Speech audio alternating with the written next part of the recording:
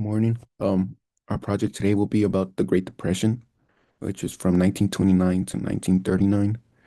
This is for Finance 3310. Well, my name is David Leon, and the people that were part of my people that were part of the project were Oscar Davila and Andrew Meraz. An introduction to the Great Depression. First, the Great Depression was the worst economic crisis in modern history, lasting from 1929 to the late 1930s. Next, it began in the United States, but quickly spread, affecting economies around the world.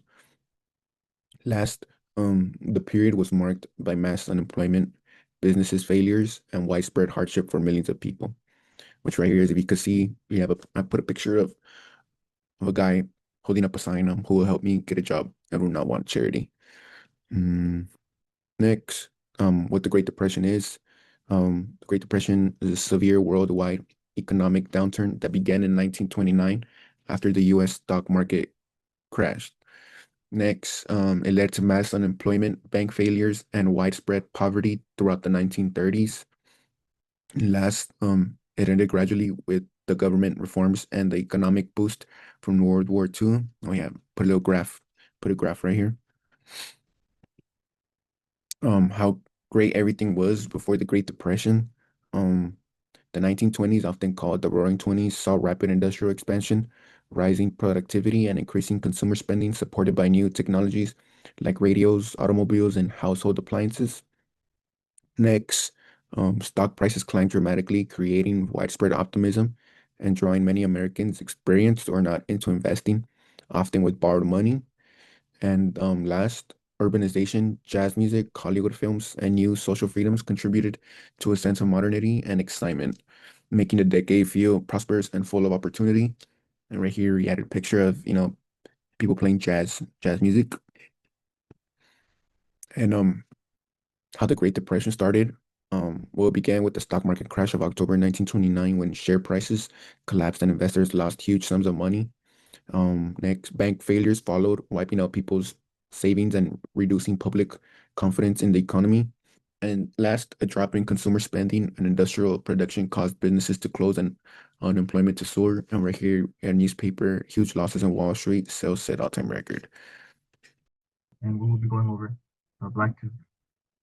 So on October 29th, 1929, there was a catastrophic event that caused lots of people to lose lots of money.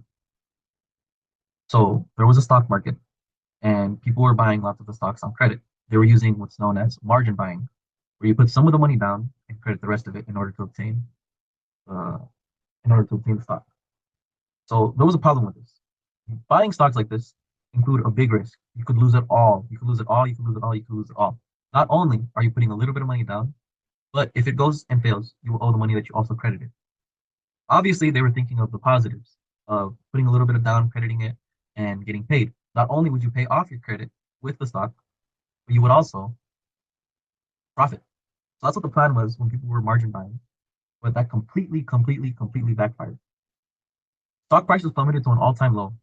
There were billions of dollars that were wiped out overnight from the stock exchange, and the investors that were buying stocks on credit, that were expecting the prices to keep on rising, eventually started to panic sell because they were unable to meet their margin call. They were forced to sell their stock at a loss immediately. And selling your stock at a loss does not only affect you, it affects the margin that you bought. So the credit that the bank gave you is also lost. It was given the nickname Black Tuesday because black is traditional for catastrophic financial events. The stock market is not the sole reason, but it did magnify the event tremendously. It could have been a normal day. They could have never even started to allow credits when you were buying stocks because, as we all know, credit sucks. But it's now going to be always remembered as Black Tuesday.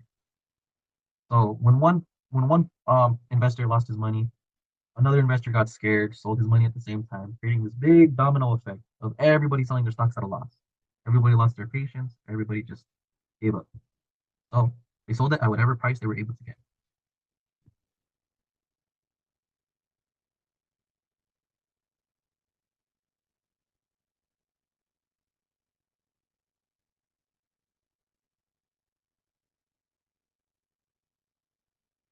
After the 1929 crash, lots of the banks failed. 9,000 banks failed between 1930 and 1933. In 1933 alone, 4,000 of those banks collapsed. There was all this loaned money, all this borrow, all this I'll pay you back that was given out that just disappeared. The banks ultimately lost billions and billions and billions of dollars. Anybody with money in the bank pretty much lost their savings. The borrowers lost their jobs and couldn't pay back their debts that they were crediting. So the bank was just losing a lot of money. The American people eventually went on what was called bank runs, where they would run to their nearest bank, they would take out all the money that they had in that bank and go back to their house. This caused an even shorter shortage of money in the banks. It caused more people to lose their accounts, which caused more people, when they finally got to the bank, to have $0 left in the account. So the banks did really take a big toll, and they were not trustworthy for a very long time.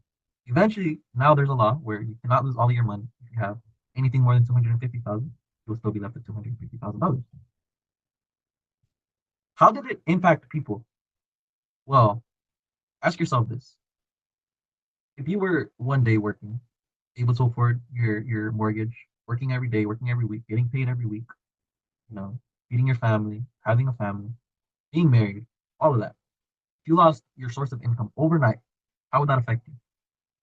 Lots of families are super stressed, even depressed. I can't imagine losing everything overnight. I would be sick to my stomach. There was mass unemployment. Lots of the people lost their jobs as businesses closed down and couldn't survive in these conditions.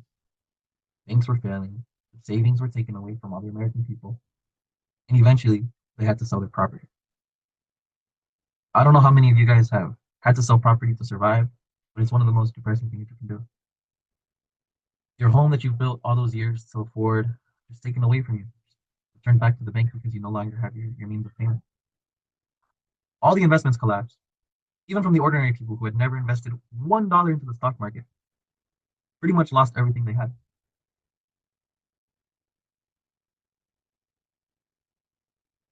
How did it impact businesses and the economy? Let's talk about it. Factories were closed down and businesses were closed down. Why? Let's take a look at it. So, when you're owning a business, lots of the way you afford the things such as delivery or transportation is through credit. You credit it, you take out a loan, you do what you do, and you make the money back, and you double it, profit, and to pay it back. Since there was no more banks, no more loans really given out, businesses were forced to shut down. They could no longer afford payroll, they could no longer afford workers, they could no longer afford the rent. The banks dried up all the credit. There was no more means of getting loans. There was a domino effect that caused layoffs, thinking, hey, if I can let go of enough people, I can still afford to keep the business running. But eventually, you keep firing, keep firing, keep firing, keep firing, keep firing. You're left with three people working with you, and eventually you're bankrupt. There was families that once had secure jobs that were fired and left with nowhere to work. Their weekly checks were stripped, food on the table, no more. There was a huge overproduction problem that started to happen as people were not able to afford as much as once before. Why is this? Demand is at an all-time low, and income is at an all-time low. There's no real space for things that you want. It's just things that you need. So, safe to say that the businesses were greatly affected by the Great Depression. The Dust Bowl and the agricultural collapse. So, in 1930 to 1936, there was another catastrophic event that just tied along to the Great Depression. This is known as the Dust Bowl. It started in the beginning of 1930. It started really because there was a drought 20 years earlier, from 1910 to 1920. There was wind that was picking up huge dust storms that were clouding up houses, farms, schools, churches.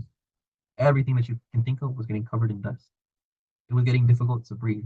The livestock died out, the cows, the pigs, the chickens, the sheep, anything that needed to survive by breathing pretty much was wiped out. All the farms no longer had income. They were no longer able to produce crops. There was no more money coming in for lots of people. And one of the real reasons that this happened was because of the poor farming tendencies that they used to have. They used to plant wheat on top of deep-rooted dirt, which, in other words, once the water goes, deep-rooted dirt is what absorbs all the water, and it doesn't go into the wheat, it doesn't go into making bread, it doesn't go into the tomatoes that you have to grow. So eventually, to get to dig ourselves out of this hole, we had to learn better farming strategies, get out of the situation we're in. We would then plant on not rooted dirt so that all the roots from the wheat absorb even in times of drought.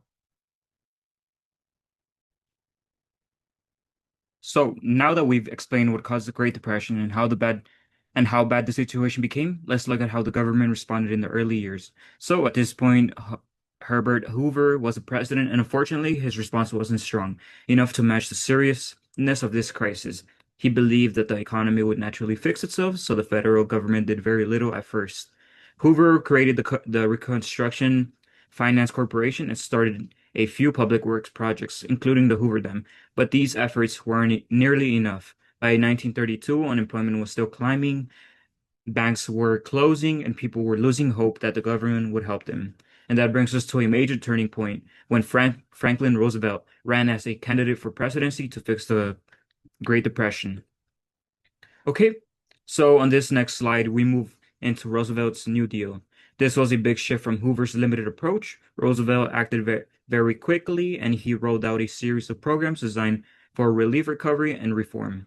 Let me walk you through the timeline. In 1993, Roosevelt declared a bank holiday, closing all banks just long enough to stop the panic and restore confidence. A few months later, the FDIC was created to ensure deposits.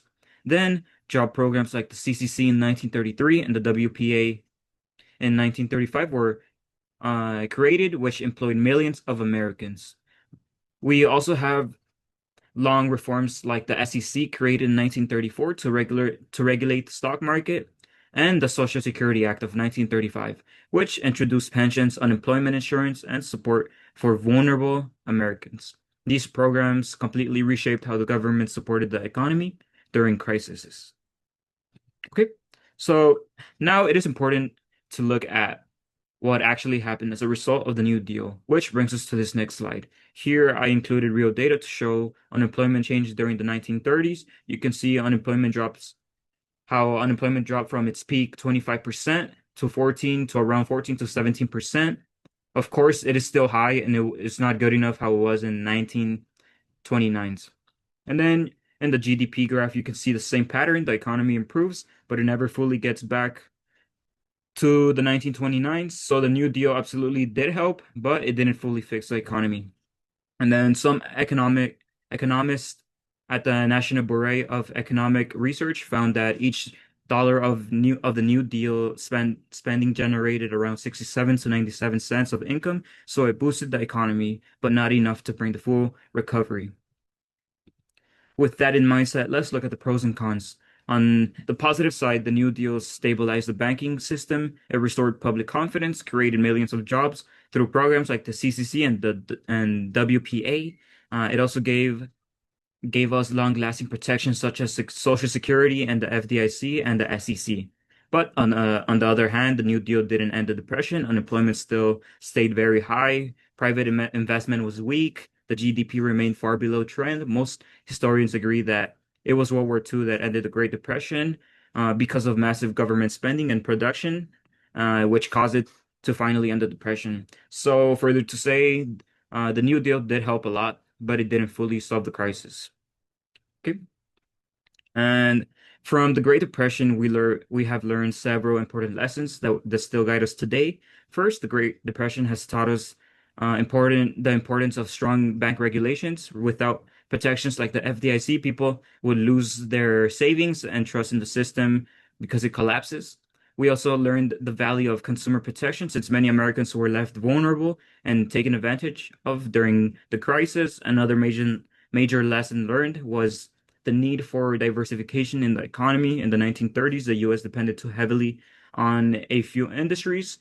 So when they failed, everything crashed down with them. And we wouldn't do this again since we have multiple sectors where there's major industries, and if one fails, all of them won't fall together. And we also saw that government intervention can help stabilize the economy. The New Deal's programs didn't solve everything, but they provided relief and restored confidence, which gave a pivotal step for the future. Family, Finally, the Depression showed why safety nets like unemployment insurance and Social Security are essential, giving families support during hard economic times, which didn't happen in the Depression till much later. Overall, these lessons have shaped modern economic policies and help prevent future crises from reaching the same devastation as the Depression did. Thank you so much, guys. And in conclusion to our project, the Great Depression exposed deep structural weaknesses in the global economy, including unstable banking systems, uneven wealth distribution, and heavy reliance on speculative investment. It reshaped the role of government, leading to major federal interventions such as New Deal, which redefined labor rights, financial regulation, and social welfare in the United States. Its long-lasting impact transformed economic policymaking worldwide, reinforcing the importance of financial safeguards, social safety nets, and coordinated government response to prevent future economic collapse. Thank you.